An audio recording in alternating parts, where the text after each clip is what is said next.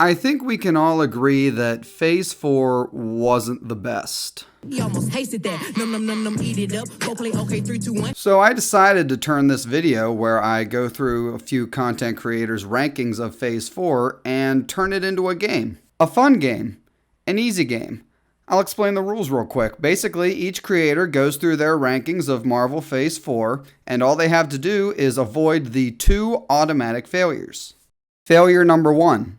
If She-Hulk is anywhere other than last place on their list, that is an automatic fail. Number 2, if Spider-Man No Way Home is anywhere but number 1, automatic fail. And if you avoid those 2 things, you pass. Isn't that fun? Alright, now that you know the rules, let's get started. So I figured we might as well start at the very bottom of the barrel.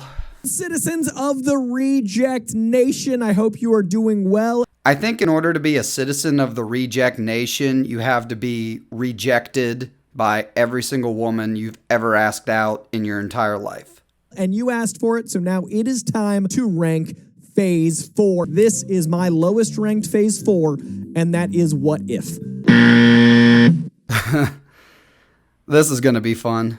What If, while completely being forgettable and will be forgotten, brought some interesting things to the table, covered characters that we care about, and it wasn't offensively bad.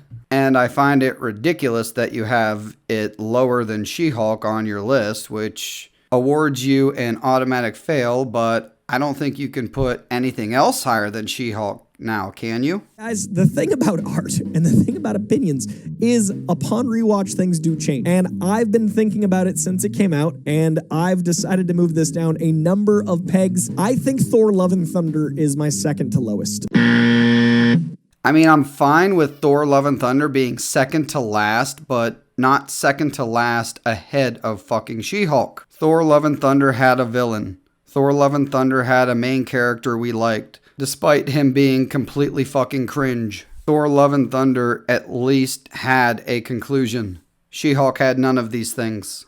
Next up is a movie that I do also feel kind of undermines some characters, Doctor Strange in the Multiverse of Madness. Okay, I see what's going on here. You are scared to death of putting anything with a female lead near the bottom of your list. Coming in at number 15, the first of the live action shows of this rigmarole is Hawkeye. Jesus Christ, guys. She-Hulk might actually be outside of their bottom 5. Number 14, She-Hulk. Hallelujah. Hallelujah. But only 4 automatic failures so far, so let's proceed on with the list. Number 13, and that is the Falcon and the Winter Soldier. All right, next up, we've got Moon Knight. Now back to movies, we've got Black Widow. I'm fine with all of these, but... All right, we're into the top 10, and now into the solid B+ territory. We've got the Guardians of the Galaxy Holiday Special. I mean, simply with these characters that we all really, really love, I completely disagree. I think it should be higher. Number 9, I'm going with Miss Marvel. Miss Marvel does not belong ahead of Guardians and is not a B+ show. Number 8, I Am Groot is Pitch Perfect. All right, so clearly we're at the part where he starts shilling, so let's just skip ahead to Spider-Man. We're going Werewolf by Night is number 7. Top 6, and where it gets hard for me to talk about it in brief, Shang Chi. All right, we are into the top 5. Now, I'm going to be totally honest with you. This and Shang Chi were tied. Eternals fucking owns. Eternals is so good. I really didn't give a shit about either of those 2 movies. I don't even remember either one of them. All right, top 4, and bringing us to what just came out in theaters, Wakanda Forever. All right, top 3, you lovelies. We got WandaVision. Number 2, and the only thing that could have possibly overtaken long-form Marvel, Loki. Number 1, with a bullet, as an adult, I've ever had a theatrical experience like Spider-Man No Way Home. I'm actually shocked he put this at number 1. All right, Real Reject. You finished strong, but you still accumulated 4 automatic failures. Real quick before we move on, please subscribe to the channel and hit that thumbs up button. I'd appreciate it. I really would. Also, if you're curious about my Phase 4 rankings, check out the description of this video. I have them listed there. Let me know what you think, and let me know what your ranking for Phase 4 is in the comments as well, if you'd like. For some reason, Gracie only decided to do the TV series and specials and not the films. But the less we see of her, the better, right? So let's just knock this out. So that means that the worst show and special so far is Ms. Marvel. What? Worse than She-Hulk? I never in a million years thought I would be defending Ms. Marvel. Look, I'll be honest. Ms. Marvel, for all its flaws, at least had a likable main character. It had a main villain. It was a shitty villain, probably the worst villain in all of Marvel, but it had one. And it didn't have to rely on cameos to get people to watch.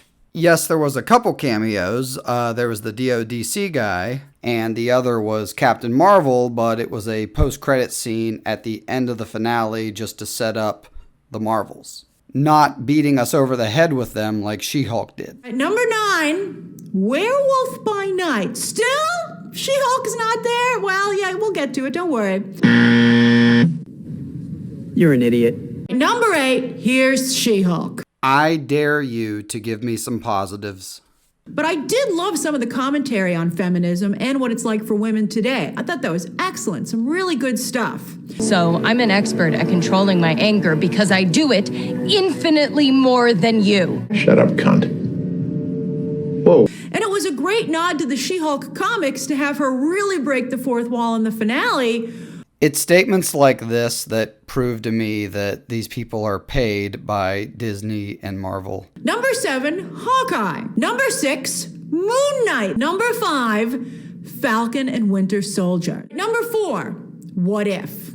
Number 3, the Guardians of the Galaxy Holiday Special. Number 2, Loki. Oh, it was tough. It was tough, but, you know, Wanda. But then finally, the number 1 show, WandaVision. Yeah, the rest of her list is just mid to me, but I'm fine with WandaVision being number 1. It was interesting for a while until the end, but let me know what you guys think. I'd like to know. All right, next up is Christian Harloff. Now, he started his video off with a little bit of a warning. I'm just letting you know, if you found this video and you're looking to just kind of throw like hate comments and stuff too, you're barking up the wrong tree because you just wind up getting banned from the channel. These kids are picking on me. So it's not, you know, what's the point? What's the point? This guy clearly gets trolled a lot. Yeah, I wonder why. I still think you should do your part of doing your job and is talk about it. Yeah, but I'm going to be stubborn and say I don't want to. Okay. You're don't. Going to though. What's that? You're going to. I don't want to. No, because it's our coverage. Haley's got a lot of really good interviews with Imagineers that she's going to be posting. So first of all, I don't want you to do that on the air. You can call me in afterwards. So you know what? So then someone else hosts the show today. Yeah, just consider me one more troll in a long list of them. But let's proceed and get to his list. Coming in dead last at 18. I should say not 16, 18. Thor, Love and Thunder is number 18 for me. I discussed it earlier. Personally, I'd rather watch Thor, Love and Thunder on a loop 5 times than rewatch the entire series of She-Hulk once. But let me know what you guys think. I'm really curious on this one as well. She-Hulk or Thor, Love and Thunder, which did you think was worse? And that's She-Hulk, Attorney at Law. Oh, thank God. So then 16 is Doctor Strange in the Multiverse of Madness. Wow, this one surprises me. I'm fine with it, though. The movie sucked. And I can't believe this won Movie of the Year at the People's Choice Awards.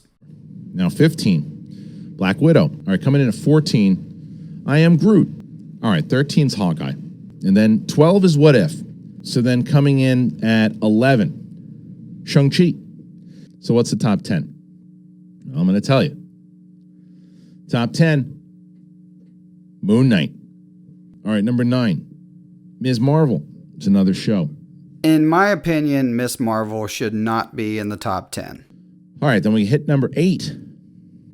And that's the Eternals, man. All right, 7 is one of the more recent ones, and that's Wakanda Forever. Wow, outside of the top 5, I might actually give you a little golf clap for that. So pushing into number 6, Werewolf by Night. And speaking of popping high on my list by surprising me, at number 5 is the Guardians of the Galaxy Holiday Special. Should be higher. Number 4 is Falcon and Winter Soldier. Top 3 coming in at number 3, Loki. Number 2, talk about things that I just didn't see coming, and that's WandaVision. I think to no one's surprise, you're going to be able to guess what number 1 is, and that would be Spider-Man No Way Home, coming in at the number 1 spot. Started off rocky, but kind of recovered, but I didn't put it in the video because it would have been too long. He praised the shit out of some stuff I absolutely hated, so points deducted for that. Believe it or not, everybody had Spider-Man at number 1, but they just could not come out and say that She-Hulk was the worst. So nobody passed. I'm sure that's not a surprise, but thanks for watching, everyone. Make sure you hit that thumbs up and subscribe to the channel, and I'll see you in the next video. Thanks for watching.